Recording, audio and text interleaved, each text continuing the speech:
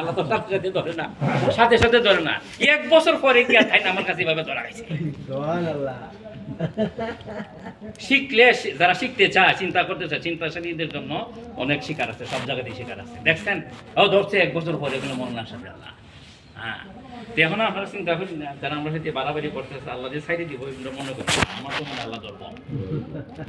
এটা কইতাম আপনাদের, আমি তো আল্লাহ পাক আমাদের দেখাইতেছে যে এই এদের রাক্ষসী লিলিহান শিকা এদের মুখের ভিতরে, বুঝছেন, লিলিহান শিকার ভিতর দিয়ে স্বাধীনতার সূর্য বারবার উঠতেছে, বারবার উঠতেছে। আমি আন্দাজে বলছি না,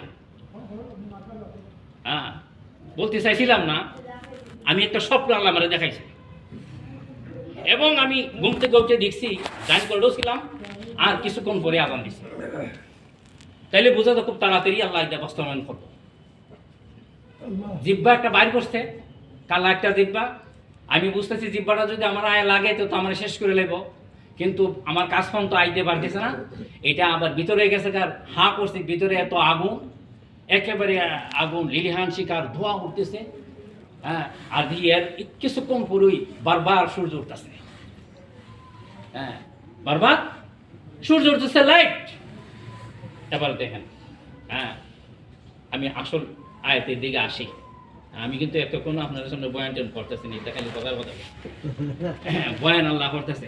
হ্যাঁ, আমরা সূরা সফের 8 নম্বর আয়াতে এই জিনিসটি হুজুরের সাথে মুযাকারা করতেছিলাম, এই জন্য আইছিলাম। তো মুযাকারা হয়ে যাব, আপনার বয়ান ইনশাআল্লাহ শেষ হয়ে যাবো। হ্যাঁ, খাম ইনশাআল্লাহ, আল্লাহ যদি করে সবটি হয়ে যাবো। এরপরে দেখেন, এই আয়াত শুনছিলাম আমি